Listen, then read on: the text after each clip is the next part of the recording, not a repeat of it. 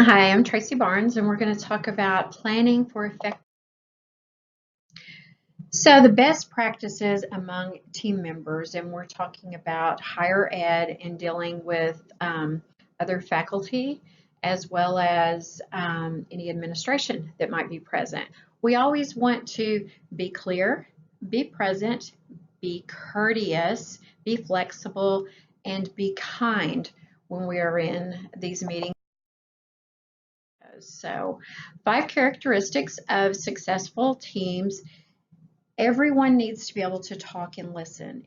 Everyone that is teaching, even if there's a leader in there from higher up in the administration, everyone needs to equally be able to talk and listen.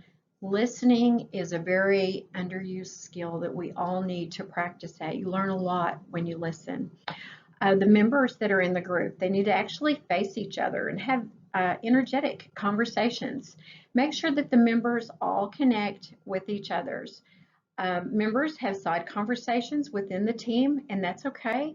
And give your members breaks to explore for additional information that they could bring back to the team because they might want to go look. They might have something or some research where they might want to go and bring that back in, and that could be very. I was reading a review on socializing, and it was from the Harvard Business Review. And actually, teams that allowed socialization actually were about 50% more productive. So, socialization, one of the examples they gave was a company, and they were making everyone take different coffee breaks at different times. Well, they learned if they let them all take a coffee break at the same time and allowed them to socialize more together, they actually became more productive. So it's always good to be socializing with the people that you work with because it will make it easier and you will work together better. You already have that common respect for each other. So 3 aspects of communication that affect team performance: your energy, your engagement, and exploration.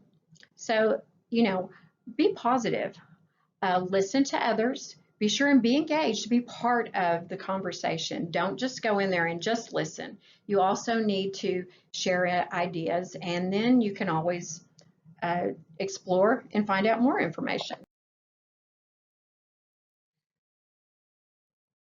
Effective communication can be difficult in higher education curriculum.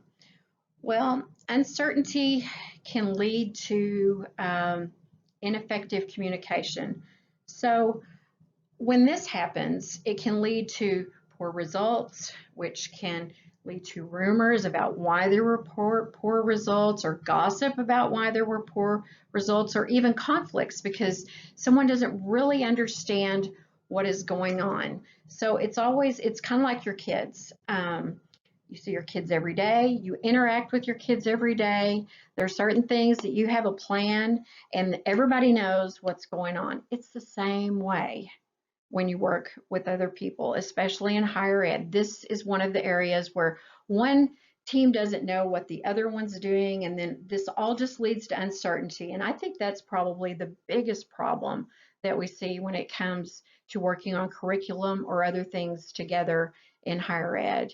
So trust is vital. It makes the entire team more productive. And when I say trust, I'm talking about things like I'm going to trust when my colleague comes to a meeting, if they present facts, that these are truly factual facts, that they've done the proper research. So you always want to make sure that you also do that. You don't just listen to what somebody said. You always do your own research, because if people can trust what you have brought to the table, then it's going to make for a very productive team. And all members, including the leaders, actually need to interact when you're all together working. All right, the next one we want to talk about is how would you de-escalate a situation when a disagreement occurs?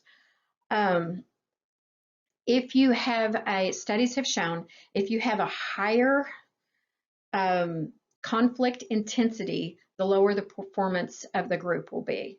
So you don't want to have a whole lot of conflict going on. From the research that I've read, when this happens, if you have two people that are really counteracting on something, you need to have another member of the group that is willing to step up to resolve the issue and give equal importance to both people and what they have said, and give importance to everyone's position or the problem or the topic that is being discussed. Now, while this is going on, if someone takes over, the two people that might have a conflict against each other, this is the time that they need to be quiet and they need to listen. And hopefully then there can be a fair resolution. Personal. It needs to always just stick to the facts and what the beliefs are on the facts. But I don't believe that all conflicts are bad.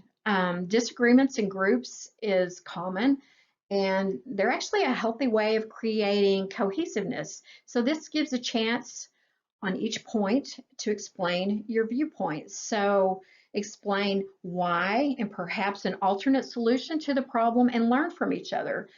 From my experience, in the workforce as well as in higher education, there will always be somebody that might have more experience, or they have dealt with a certain topic or thing in more depth, and they know some of the ins or outs. So you need to listen to them. So we can all learn from each other.